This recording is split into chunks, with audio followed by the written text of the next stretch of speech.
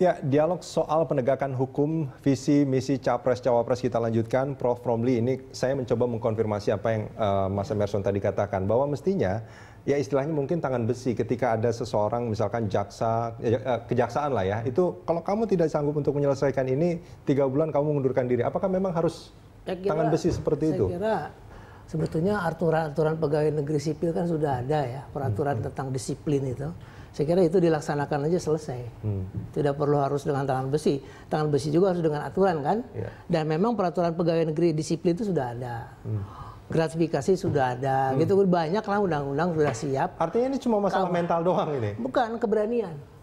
Keberanian, ketegasan pimpinan-pimpinan di tiap institusi untuk mengatakan bahwa ini tidak, ini tidak boleh, ini boleh. Gitu. Ya. Nah pada waktu tidak dia harus berani. Apa yang menyebabkan mereka tidak berani, Prof? Menurut Anda? Nah ini persoalannya, makanya sapu bersih. Kalau kita ingin bersih satu rumah, tangan kakinya terus bersih.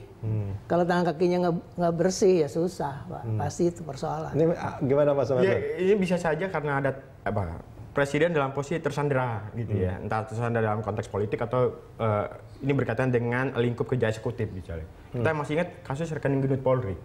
Bagaimana sebenarnya kalau presiden mau diinstruksikan tuh Kapolri kau harus ungkap atau tuntasan kasus rekening gendut.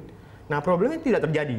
Dia percayakan ke penegakan hukum, ke kepolisian, dan yang kita tahu tidak ada kasus satu pun. Padahal masyarakat juga sebetulnya sudah tidak, ya dalam tanda kutip ya kurang percaya dengan polisi. Betul. Saat ini. Nah ini yang tidak bisa ketegasannya yang tidak muncul di tangan presiden gitu ya. Saya lebih melihat banyak kompromi-kompromi politik gitu ya. Kompromi-kompromi kalau saya bersikap tegas jangan-jangan saya ditinggal gitu. Karena mungkin presiden tidak punya keyakinan soal itu. Nah seperti yang saya sampaikan, memang tangan besi ini penting, karena kalau tidak, ya tadi akan ada banyak apologi, akan banyak kompromi yang akan disampaikan, dan itu akan sampai ke publik. Jadi ketegasan gitu, yang sebenarnya didengungkan ketika dia kampanye. SBY cukup bagus sih bicara soal proses penegakan hukum dan dalam program-program mereka ya. Tapi ketika bicara soal implementasi, nah itu berantakan gitu, seperti itu. Di implementasi yang menjadi masalah itu sebetulnya. Nah makanya kita harus lihat bahwa jangan sampai program ini hanya hebat di atas kertas. Gitu. Tapi ketika implementasi berantakan semua karena tersandera soal koalisi, tersandera dengan kepentingan yang pesanan yang lain, yang itu yang saya pikir harus dihindarkan. Ya, Prof, apa mestinya supaya implementasi dari apa yang disampaikan ini memang yang sudah bagus ini implementasinya itu betul-betul bisa dilaksanakan? Ini kalau pengalaman saya, pengamatan tadi hukum kan, ekonomi, satu lagi legitimasi. Jadi segala satu kebijakan itu harus memiliki legitimasi politik, sosial, ekonomi dan sebagainya kan. Tapi tanpa ada orang-orang yang tadi tegas-tegas itu dan pemilihan penunjukan orang-orangnya itu tidak juga pada keahliannya, rusak presiden pasti.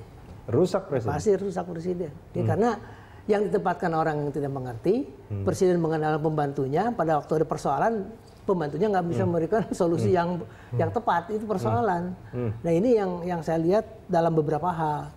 Betul kata Emerson, jangan terlalu banyak tim lah ya. Kalau ada apa-apa tim lagi tim. Itu semua. Maksudnya seperti apa namanya, Satgas Mafia Hukum. Ya, polisi kan sudah ada kerjanya, kejaksaan sudah ada, pengadilan sudah ada. Jangan pakai tim-tim lagi lah. Bahkan itu merusak sistem menurut saya. Oke, baik. Ya, saya kira itu lebih bagus kita serahkan. Makanya pada waktu menuju Kapolri, Jaksa Agung, itu memang orang-orang harus tepat. Kekuasaan kehakiman kan luas ya. Yang tidak bisa diintervensi sama sekali kan Mahkamah Agung menurut kekuasaan kehakiman yang dasar. Tapi yang namanya polisi, kejaksaan selamanya kan di bawah presiden.